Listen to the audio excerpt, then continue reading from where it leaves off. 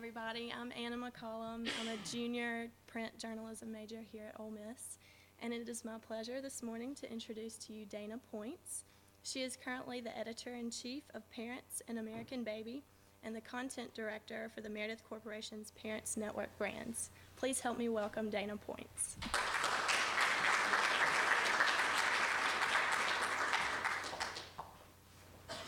Good morning. Hi. Let's see.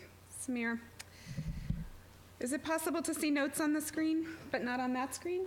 That is always possible. I'm glad it's possible for you. It's not possible for me, but because technologically I'm not there, which is ironic if I'm talking to you about service journalism in the digital age, but we'll let that go. Being with Anna drove us from the airport yesterday, and being with her just reminded me of being in school myself and made me want to go back. And so, again, it's kind of crazy that I'm going to be the teacher for the moment, but I come from a long line of, thanks Samir, of teachers, so I'll try to do my best. So I work on, let's see if I can get to that. Yes, this is sort of all the brands that I work on. I'm the editor of Parents and American Baby. I oversee the team of Family Fun, and I work with our Hispanic titles, Sir Padres, which is parents in Spanish, and I don't speak Spanish, just for the record, in case you're wondering. But I do try to help guide that team. And then in the spring, we'll launch Parents Latino, which is directed at the newer market of millennial Hispanic women, moms, who tend to read in English. So that's sort of my milieu. And the audiences on these brands are among the youngest magazine audiences an editor could hope to have. So I consider myself very fortunate in that way. They're very millennial. So I am talking to digital natives through all of these titles, like many of you, especially the students in the audience, all the time. And Meredith the Parents Network has done a lot of research over the last few years. We've done a study called Mom Track, which looks with a nationally representative sample of moms, women ages 20 to on into their 40s. And we've looked and done a lot of research to look at how they use content across platforms and what they're looking for and where they're spending their time. And I could tell you lots and lots of things about this data, but that's not my point here today.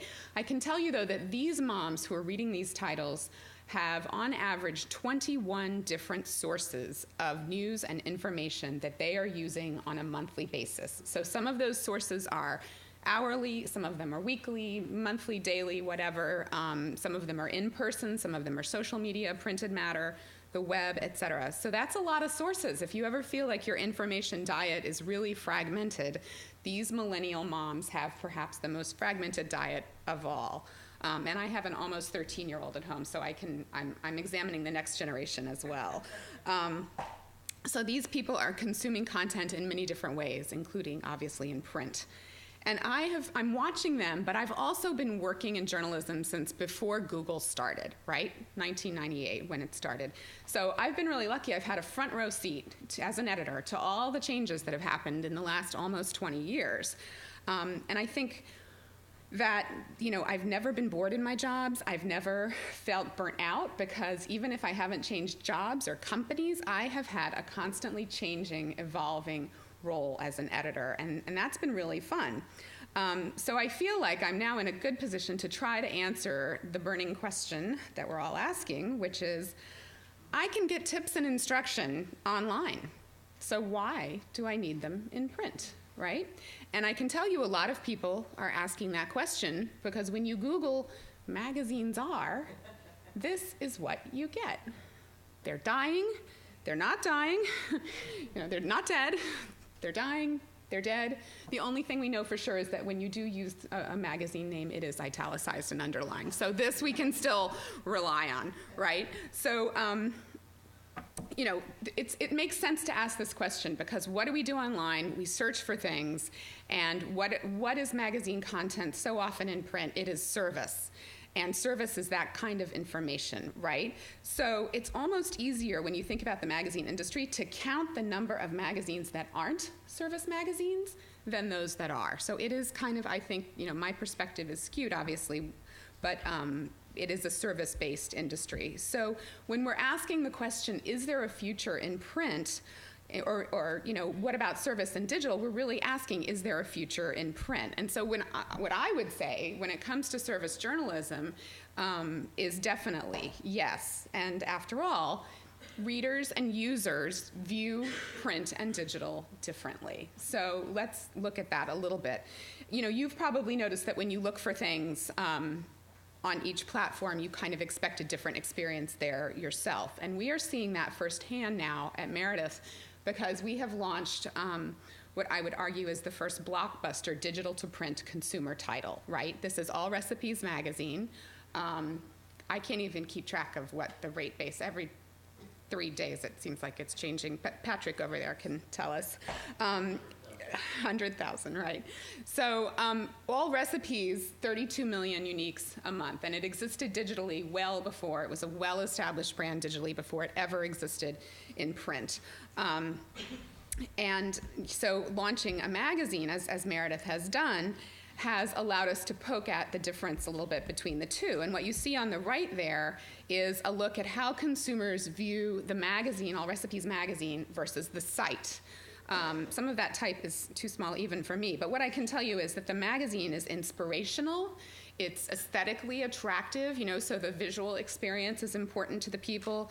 People call it relaxing, enjoyable, unique, portable, which is interesting, shareable. The site they describe as functional, utilitarian, task-oriented, specific, trusted, because it's been a brand online long before it came to print, and accessible. But they both groups, or both the site and the print, are viewed as informational. And the editor of All Recipes, Cheryl Brown, tells me that when they show the magazine, the printed magazine, to women in focus groups, there's a phrase that she hears over and over again, which is something like, I never would have searched for that recipe, but now I can't wait to make it. So once they see it in print, they say, I never would have thought to search for that, but now I'm really excited to make it.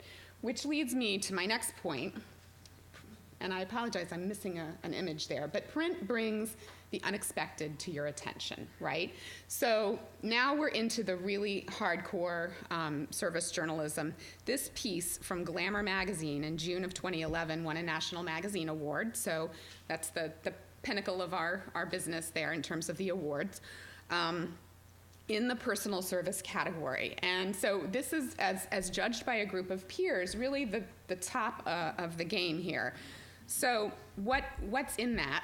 First of all, it's bringing this important issue of partner violence to the attention of a very large Glamour audience. It included an exclusive Glamour survey about the problem, sidebars material giving women help about how to combat the problem, whether they were a witness to this in a friend's relationship or were themselves a victim. It had a really strong, dramatic narrative. So it sort of had all the things that we look for as editors in a great print service piece. And I'm not even showing you all the pages of the story. So it really was in depth. And so that's another thing I feel like we have to look at with print service, which is digital often sort of skates on the surface, and print, when it's done well, has a tendency to go deep. So this is another award-winning, or actually it's a nomination. It was a National Magazine Award Personal Service nomination. This is a piece from Good Housekeeping about bone loss. I tried to be very inviting in my examples and not just show you Meredith things. So this is from Good House, a Hearst publication. And so it really does go deep. And those of us who create both print and digital content do see this tendency of things to be shorter online. There might be a lot around a topic online, but it's not necessarily a really long piece. Reading online, you might be interrupted, right? So you might be reading on your phone, you get a text, or you see a tweet, or you're on your phone and you're reading something, but you're also watching television at the same time. So there are some great long reads online increasingly, so don't get me wrong. I think they tend not to be service stories in the sense of a piece like this. So to craft for yourself as a reader the information that was in this piece, you might have to go to multiple digital sources to get that thing that was here neatly wrapped up in a multi-page, I think it was actually 9.5 pages, print story. So read this one 9.5-page story. There was more, I just didn't include it. And you won't find yourself poking around in different sources in the dead of the night. So it's designed to be the last word on this topic, and indeed, can become outdated, which is, I think, something we should think about. But the last word idea is important to print, which brings me to this. Print conveys permanence, right? So once it's out there, you cannot take it back. So as an editor, I have to be honest, I approach a print service story or any print story slightly differently than I might approach a blog post, because I can always go into my blog post later and fix it. But I can't fix it. Once we put it in the magazine, there's no getting it back. And with that permanence, I think there is some prestige. Bloggers really love to be recognized in print, which I've always found to be very interesting. So you could have a zillion followers for your blog, but get yourself into print, and there's a new sort of status there. So this environment of print conveys trust and authority, and I think that that might be why ultimately print is a very good vehicle for advertising, because there's this patina of trust and authority that rubs off, that is then shared by the brands that advertise adjacent to some of this content. So it's why those of us in this business who have some of the largest and longest living magazine brands, and these are some examples. These are in MRI some of the titles with the largest readership. And if you look, they're also titles that have been around for a very long time, which doesn't necessarily protect you, but it's one reason that those of us who are the stewards of these brands work so hard to maintain authority and accuracy and really do a good job. So what does all this mean for print in the age of Google and all the other platforms? Magazines have benefited from the dawn of digital, so I thought I would briefly count the ways. We work harder than ever to hone our print content. We are missing another image, I'm so sorry. But we're competing with this seemingly infinite number of digital sources, so we've heightened the importance of having curated and vetted and thoroughly original print content. I asked some of my fellow editors at Meredith to share some of the best examples of their print service journalism this year. And I wanted to talk a little bit about a story from the April 2014 issue of Better Homes and Gardens. So this is a piece about the BHG Color Palette of the Year. And Gail Butler, the editor of Better Homes and Gardens, shared a little bit with me. She says, it was labor intensive. That took a lot of effort to determine the emerging color trends as largely based on the fashion industry, I think. But then to bring those color trends into the home and vet them and come away with what they call a livable version, working all along with home decor industry experts. And it was hard for them because the colors, they couldn't just look at fashion and say, these are the color trends of the year. They also had to look into the home market and make sure that there were going to be products in the home market that had those color trends in them, right? So here's an example of what they did then. And, it looks like you're looking at it, you're thinking, oh, it's so little text and it's just pretty pictures, but the amount of work that goes into creating these pages cannot be outstated. They build a room. This is a set. And all of this is based on, the research that they did. So they created sets and home decor projects that showcased the palette that they had chosen in action. They had, the layout had very good, strong expert tips. They shot video with this so that in the tablet edition of the magazine, you were able to watch video about some of the projects. And then in the digital edition, they have a hands-on tool that you can use to examine colors in a room setting. You can click on different colors and see the wall color change. So this is sort of the top of the game in terms of service for the home decor and what Gail and her team are doing there. The other thing, digital, so digital has really forced us to up our game, and it's given us these new tools we can use. Digital has also reawakened print editors to the power of the list. So when you have been working in this business for a while, as a print editor, there is a tendency to say like, ugh, you can't do a list format story. It's just so done. Everybody's done it. But digital really forced us to come back around and try those kinds of stories again, because online, lists are very powerful. And this is an example of a story we did in Parents. I think the issue date might be 2010 or 2011. And, we did it as a list. It originated in print, but because we knew that it would go places online, and indeed it has been, in our consumer research, one of the best performing stories in print in the entire 6 years I've been on the magazine.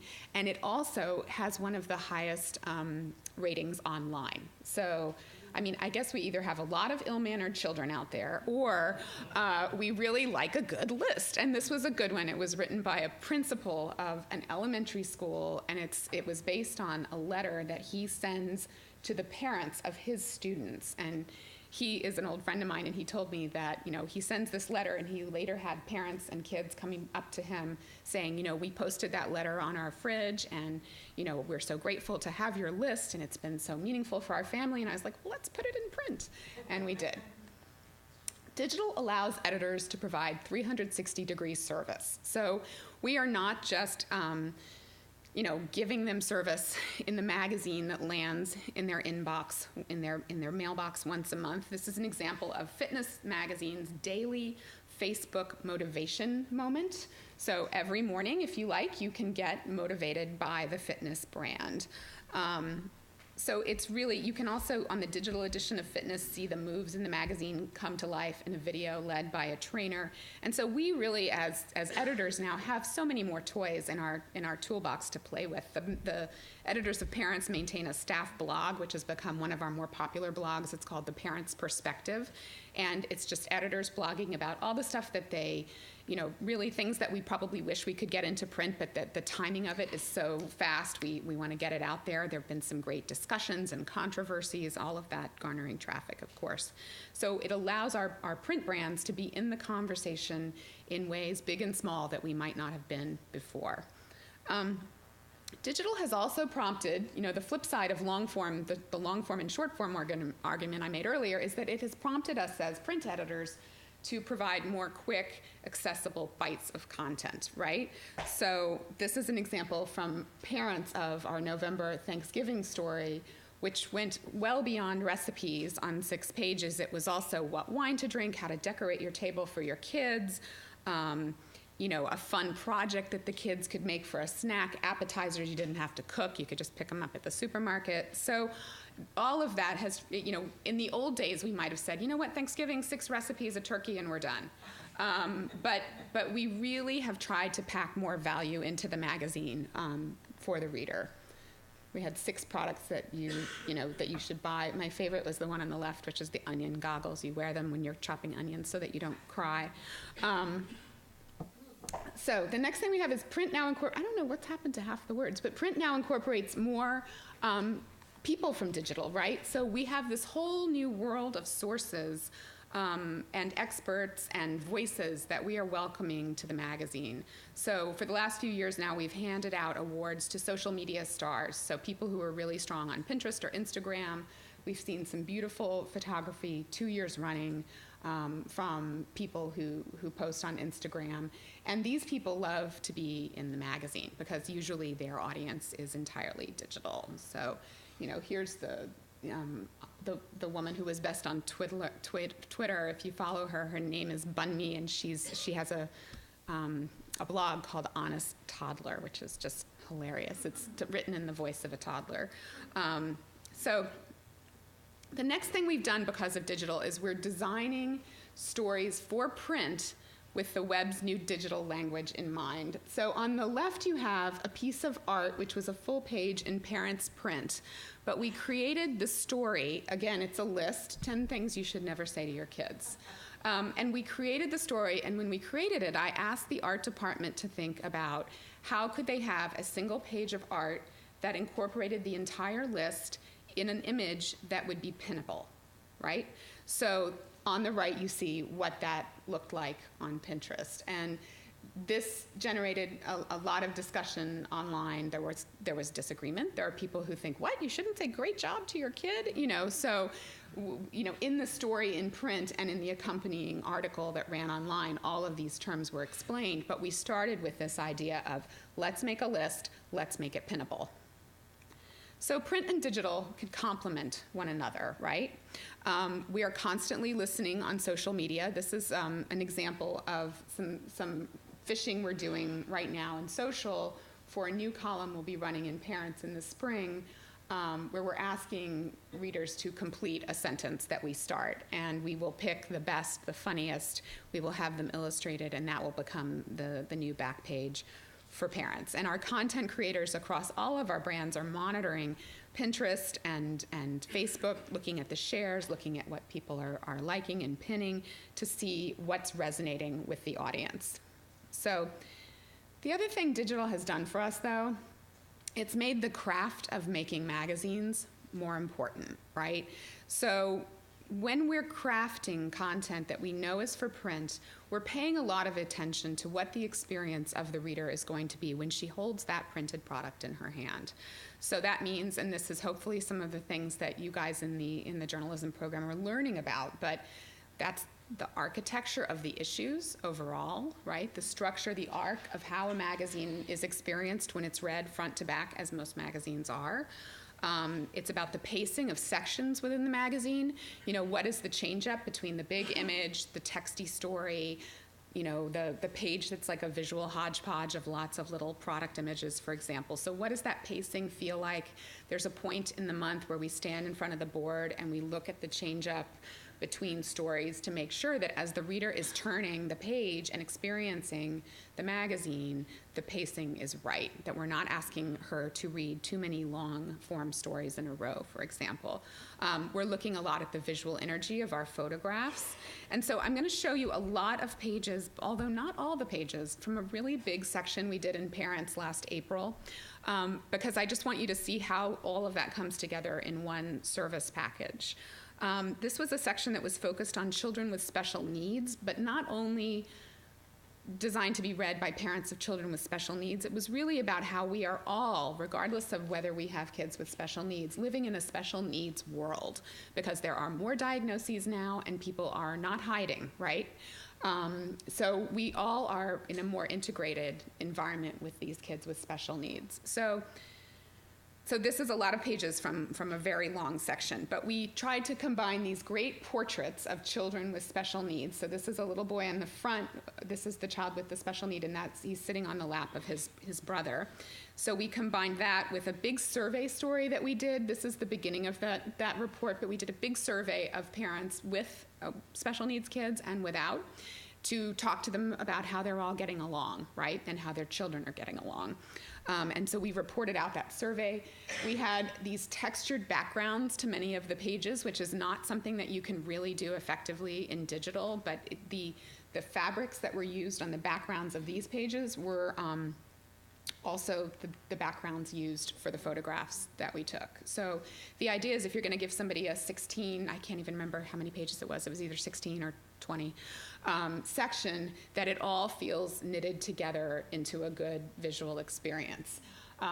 We took a lot of those portraits, well, I'll get to that in a minute. So the backgrounds, the service, this was all about designed to be for those parents who are thinking, oh, I think there's something wrong. I think there's something wrong with my child. And so this service piece was, should you be worried? You have that little nagging feeling your child doesn't have a diagnosis. Should you be worried? We also had navigating the system, a service piece for people whose children have already been diagnosed and are just being plopped into that first moment of, oh my God, what should I do? Social services, school. We had pictures of real parents and families sprinkled throughout. And then we had these portraits sprinkled throughout. And we started this section, just to give you a sense of how we think about the magazine making part of it. We started we embarked with, we were going to have a photo portfolio in this 19, however many page section, and we were going to run all those photos together. And we got the film back, and we got the stories back, and we looked at it all, and I remember there was a point where we spread it all out on the floor, because it was so big we couldn't even pin it on the wall. And it was like, you know what? We don't want these pictures to all be together. We want them to be strung through the whole section to keep reminding you of where you are. And that's how we ended up producing it. And this was a story about vacationing with a child with special needs, which presents special challenges. And we, made use of all those classic service elements like the box, the list, the chart. That's all so important. So with content available anywhere, the intimacy and the experience of this kind of magazine crafting and section becomes really important. The other thing that becomes important is the context in which your reader will be using your content. So I'll just give you one example there. Betty Wong, Alicia will laugh. Betty Wong, who's the editor of Fitness, has been like a dog with a bone through the whole process of creating our tablet issues. And we have these enhanced for tablet issues, so we have extra bells and whistles in the tablet. But video can be heavy, weighs a lot, right? So when you make your tablet issue, sometimes there's a point where, if you got a lot of video, you're going to have to stream some of it, right? So instead of having the experience of being in the tablet, clicking on a video, and regardless of whether you have a good connection, you get the video, you might be clicking on the video and being sent out to watch it streaming off a site. And Betty has fought hard to keep her video inside her tablet because she knows about her consumer that they are often watching this in a gym, and gyms often are underground or have really bad Wi-Fi. So she doesn't want the consumer to have this frustrating experience of, I'm here, I'm in my spandex, I want to do this work, and I can't watch the video. So just to think about when you are providing service, to take it all the way down to the level of where is this user and how are they experiencing it. So let's see. What else has digital forced us to do? We're bringing other platforms into print. So this is a story from Rachel Ray, Every Day with Rachel Ray magazine, which is a Meredith publication. And Lauren Purcell, who's the editor, said about this story that in the past you would never have a story where you show somebody a food in print and you don't give them the recipe, right? You're like, well, I paid my $5 for the magazine and I got a pretty picture, but I didn't learn how to make the recipe. But in this story, she weighed the amount of space and the beauty of the photograph and all these other factors, and what they came away with was, these 6 tips about how to have a sangria bar placed on this picture is a better experience for the magazine reader, and we are giving them a lot of service in that way. So you know what? The actual recipe for how to make the blonde sangria, push them online for that. So we now have the ability to do that as long as you do it carefully. Like I can't run that 6 Thanksgiving recipes and send them to the web without giving them some additional information. Sometimes it's about stuff that would have otherwise, as an editor, you'd be tossing it to the cutting room floor because it doesn't fit in print, and you now have the ability to make use of that content online or send them online for more. The other thing they've done at Rachel Ray, which is really fun, is they now have something called a party in a PDF. So you read a story about a party, but then if you want, you can download from the website all the instructions in a PDF, which they are also available to adding, that's something an advertiser can sponsor. So that's a nice kind of extra, and that would not be possible without digital. At All Recipes, the most popular community features from the site are then cycled back into print. So there's a lot of opportunity for play between the two. But as editors, often we have to sort of make hard calls about what we're going to include in the magazines. And so the other thing to know is that story ideas fly or die based on whether they have a life beyond the page, a life in digital. I would say that's not 100% of the time. There will still be times when we will do a story in Parents Print that we have no intention of even putting up on the website. You cannot demand that 100% of the time. But often it'll be the thing that pushes a good idea to great. So this is a story from Rachel Ray again called It's Time to Love, Love, Love Your Kitchen. And it would have been a successful service piece in its own right, even if you didn't have all the extras. But now the editors set out, when they started thinking about this piece, to really think about social engagement and how it can drive service and more immediately affect the reader's life. So they created a calendar online where the tips from the survey are served up as an Instagram-based photo challenge that readers can take and that they then enter a sweepstakes. So they're more engaged with the brand, and we're obviously collecting some information about them. Here's just a little bit more of that story. So it, again, on the surface looks like you're, a strong service piece. It's got lots of little boxes and products and bells and lists and illustration and photography, but then it has this extra element online. So I'm just going to leave you students especially with a little last look at what constitutes great service journalism today. So go against the conventional wisdom. This is a piece from Parents. We did this piece. It's about parents who leave children in their car, with the baby in the back seat, and they go to work and the child suffocates, right? This is a story we've all heard many times. There was a really big case this year in Atlanta. Prior to that case, there have been lots of others, and generally online, the discussion among parents that we were seeing was going something like this. No good parent would leave their child in the car. How could you forget your baby? That's impossible. And so there was a lot of vitriol directed against these parents. And in many of these cases, they have, in many cases, gone to trial. In many cases, the parents have not been found guilty. In other cases, there have been no charges pressed. But the vitriol directed by moms and dads against other moms and dads around this topic really upset us. So this piece goes against the conventional wisdom because it says you'd never forget your child in the car, right? Right? That's what all those people online are saying. And so the deck is most of us think we're incapable of making such a horrible mistake. So did the parents in this story. So you read and you meet these people and you read a lot about brain chemistry and science, and you learn about what happens in, I forget the places in the brain, like the amygdala or whatever, where all of it explains very clearly the cascade of events that might lead someone to leave their child to suffocate in the back of the car. And so that is an example of building a strong case that goes against a conventional wisdom.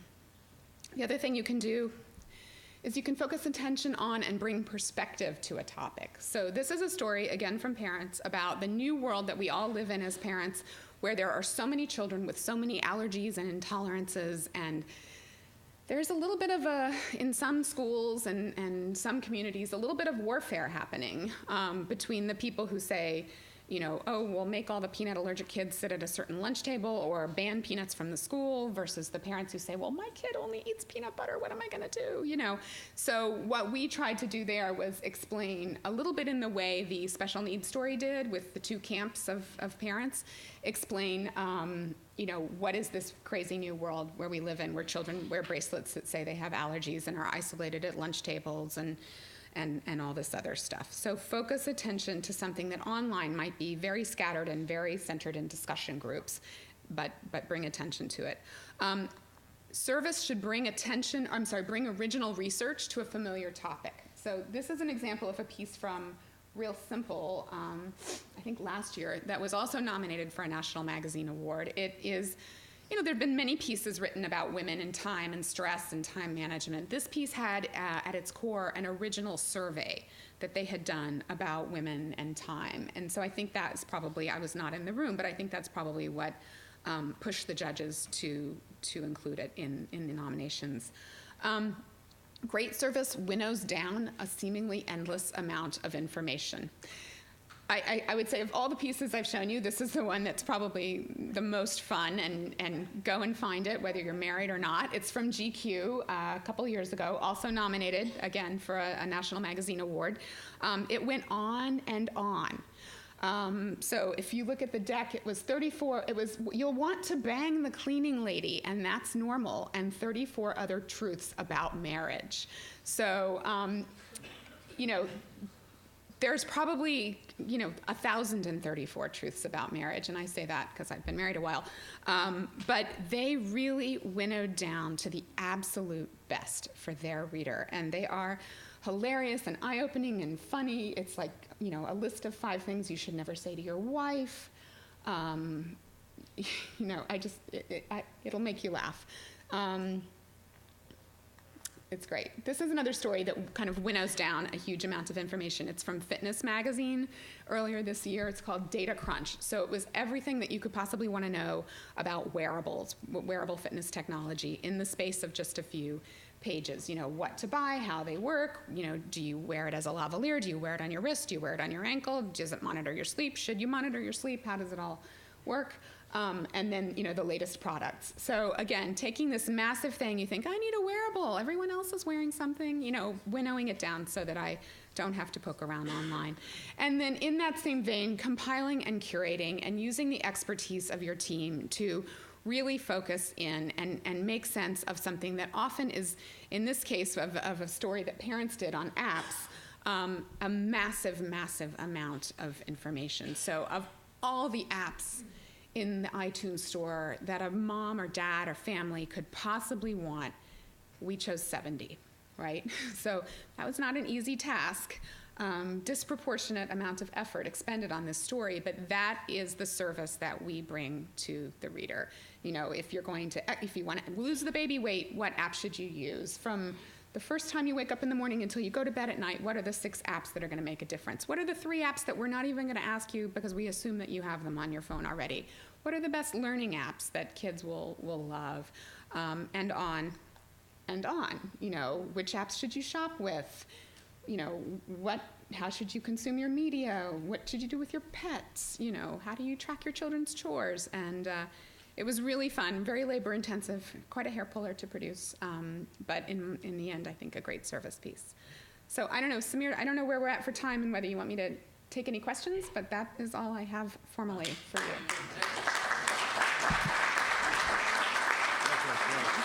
We have time for 2 questions. Or none. Anybody? Yeah, go ahead. How do you measure the success of a printed story? It's really hard. So we have some research that we do. We do look at how it performs online, if it's something we put online. So that would be one example. We do some research with a group of consumers. It's a consumer evaluation study. We don't always do every issue of the magazine. We probably, it gets really ponderous if you do. But we measure on both read and appeal. So we ask this group of people, did you read it? And then did it appeal? Did it help you? Did you want to share it? Did it make a difference? And so you can have some stories that are very high on read, but then they don't actually perform much on appeal. And the Holy Grail is both. You want a story that's highly read and high on appeal. Then the other thing we look at sometimes, again, depends on the story, is what kind of impressions or what kind of media pickup do we get on the story from other media. So, and that's where Patrick, sitting right in front of you, and his team is so helpful. Yep, there was another question. There was another. Jeff, was that? Yeah, I wondered if you could just talk about, sorry, I wonder if you could talk a little bit about the process, because I think it's something that all publishers are dealing with, of how do you, sort of the workflow, how do you decide to transform a story that you're going to be doing in print, Yeah. maybe an in-depth piece, and how do you, how does your team bring all those assets together for the digital? Yeah, what company are you from? Where magazine? Okay, just wondered, because I've had on my, Alicia knows, I think probably, we use Woodwing, and my dream is that, it will all come together in some kind of integrated section or pathway. We're not quite there yet, but when you have a story that goes from original idea into print, into digital, into the PR process, like not every story does all of those things, but when you have that story, the process is probably greater than 6 months, and it has almost, I think the last time we counted it was either 28 or 26 deadlines. When you look at every deadline, from, when is the proposal due? When is the manuscript due? When is the edited manuscript due? When is the art memo due? When is the film due? When is the video due? When is the PR meeting that we have with Patrick's team? 28 different benchmarks. Not all of them met by the same people, but often met, all of them met in some way by the story owner, the editor who originates it. So it's a hugely protracted process. And, we create a lot of content original for digital. So 90% of the stuff on Parents.com is not from the magazine. So that's one thing to know, because it doesn't mean that kind of level of labor goes into everything that you see on the site. But we have a lot of tracking sheets. We have we have Excel and FileMaker, and it's just a very kind of cobbled together and somewhat ponderous process at this point. And my dream is that it would all be in one system where I could track something top to bottom, when it gets scheduled, if it gets pulled out of an issue, if it gets put in, what date it's got to be on the website, because Patrick's team is going to put the URL in a press release, so we have to make sure that we meet that deadline for it to go up, and then all the costs associated with it. That would be my dream, but that doesn't exist yet.